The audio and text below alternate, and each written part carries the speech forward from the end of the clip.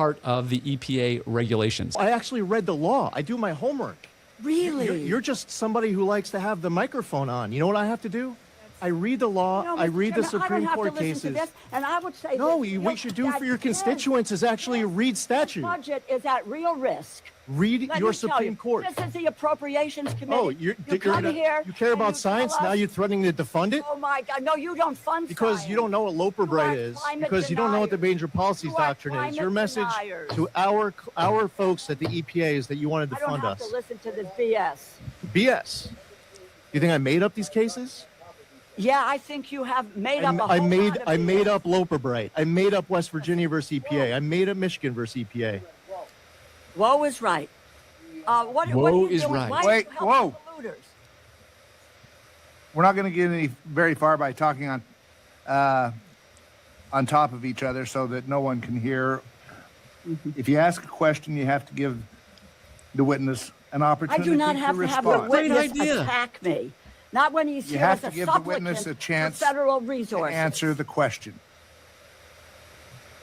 I've asked a question, I don't have an answer. Oh, so you want me to start over with the last question? What's your question? Do you have a new one? My question to you is in what is going on in our streets today with regarding flooding, what's going on with our air quality, what is happening with in the Antarctic, how do you abandon what the EPA's duties are to protect Americans? And because, in fact, given the way you have dealt with the budget, it is a sop to polluters. You are really, it would appear, I just said what the president claimed in Mar-a-Lago is, you give me $1 billion and I'll make sure that you are made rich. I didn't. So she, that is Rosa DeLauro, this Connecticut representative.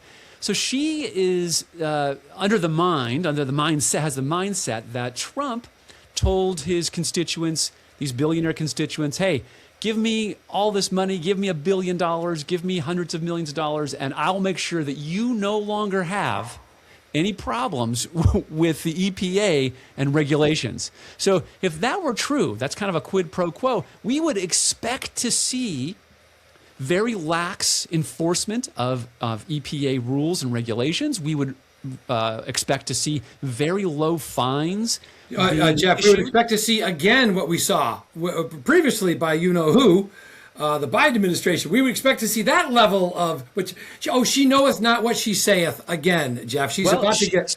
The trap is now set. So let's hear how Lee Zeldin takes care of this. She's about to get schooled. Your boss, the President of the United States, was clear on that. And that's what this is. That's what is going on. Body language. Okay. So you don't have an answer. No. Let me move on answer. to a Oh, second. please, let me answer your question. Can I answer? Oh, thank you, Chairman. So it's interesting. You're saying that we're letting polluters off the hook. Yeah. Is that your position? Yeah. Okay.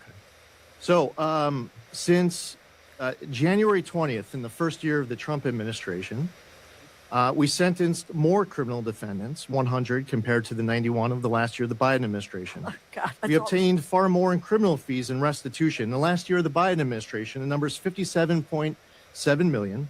In the first year of the Trump administration, it's 561.9 million. It's a factor We of also 10. have obtained far more in criminal forfeiture. So in the last year of the Biden administration, they obtained, get this, $0.1 million. $0.1 million. You know how much we did? Oh, tell us. 1.1. You can find $100,000 in the couch cushions, Jeff. Come on. It's a billion Biden dollars. start for you, okay? In- Look, I don't go back to Biden. I'm going forward. Pounds of illegal pesticides. No, you're actually making an accusation that we're letting the polluters off the hook. Pounds of illegal pesticides blocked from entering the U.S. 1.65 million pounds. Previously, it was 0.96 million pounds. This is another one. Cleanup of contaminated soil and water in the last year of the Biden administration, 1.99 million cubic yards. In the first year of the Trump administration, 59.3 million cubic yards. More value of injunctive relief, 6.02 billion. More civil enforcement case conclusions. Okay. So you want to make the claim that we're just giving up on the work of the Enforcement and Compliance Office. I have to say, Is that your question? I'd say don't. If your cup was filled with glyphosate, I'm telling you, as the administrator of EPA, don't drink it.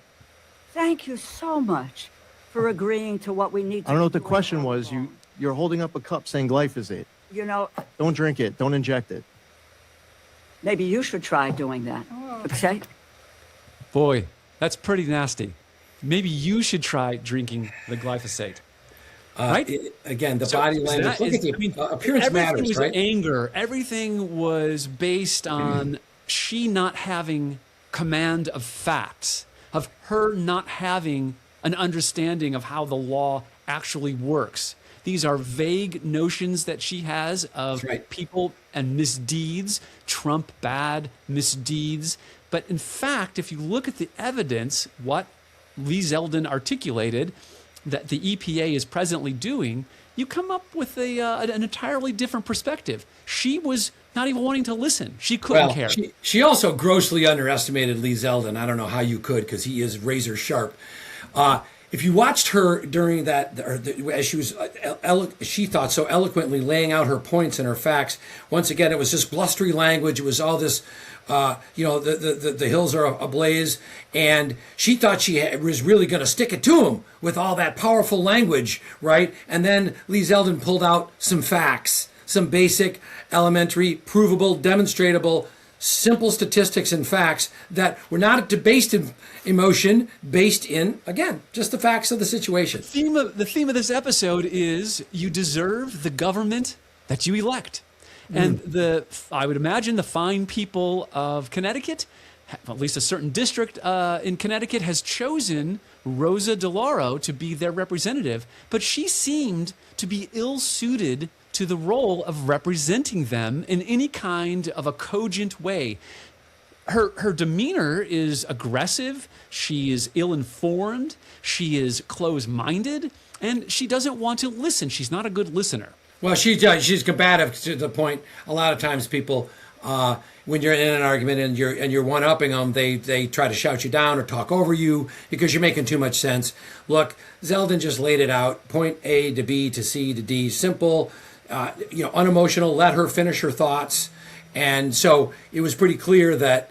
The shoutdown is one of the most effective strategies, believe it Right, or not. right, of course. Preventing And- people good ideas from being heard, people being able to reimagine the narrative by letting them articulate their ideas. You shut them down, and then that He was way, funny. He was so polite. He asked for permission to answer the question, right? He even let her repeat her question. He shut down his, presentation to allow her to speak in and speak up, and obviously was to her own now detriment. let's take a look at and see what the fine people of Georgia have done with regard to electing somebody who they deserve.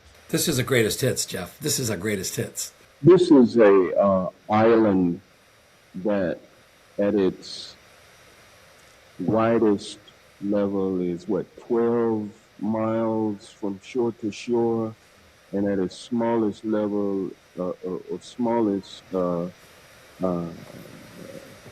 location, it's 7 miles between one shore and Wonder where he's going with this, Jeff. I wonder where he's going. I don't have the exact dimensions, but to your point, sir, I think Guam is a small island. Very relatively. small island, and about 24 miles, if I recall, long.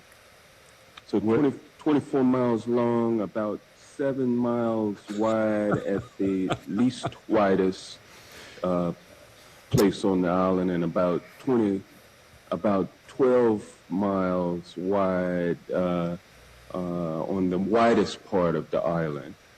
And Got that all cleared up, Jeff. We got that cleared up. How I wide it don't know is. how many square miles that is. Do you happen to know? I don't have that figure with me, sir. I can certainly supply it to you if you'd like. The admiral is testifying, and he's talking about a naval presence near Guam, and Hank Johnson is concerned that the several thousand troops that are going to fit on this island, that they're just not going to fit, and he's concerned about the repercussions that we'll hear about in a moment. Now, this is a sitting, presently still alive, a sitting congressman, a federal, House. He has a bachelor's degree, presumably, and a law degree, presumably. And this is what he comes up with. My fear is that the whole island will become so overly populated that it will tip over and... What? Wait. What did he just say? Apparently, it's like a frisbee floating in a swimming pool, and if you put too many Barbie dolls on one end of it, it's going to flip over. There's a man with a bachelor's degree and a law degree, a Juris Doctorate, and he's concerned. He's that been. It says adding he's been in position since 2007. Is that possible? Oh my gosh, 20 years. He's concerned that adding a few thousand people, soldiers, Navy people, to this island is going to cause this island to flip over. So I don't know. I don't think he understands that an island is actually just the little tip of a huge mountain below the sea. You just see the little tip of it above the water. That's what we call an island. But actually, there's a huge landmass that's connected to the bottom of the ocean. Well, that's a mountain. That's a pretty crazy theory you got there, Jeff. We're going to have to see some evidence of that. I'm not sure where you're getting that crazy evidence, but let's listen. This admiral does a amazing job of not busting out laughing. and capsize.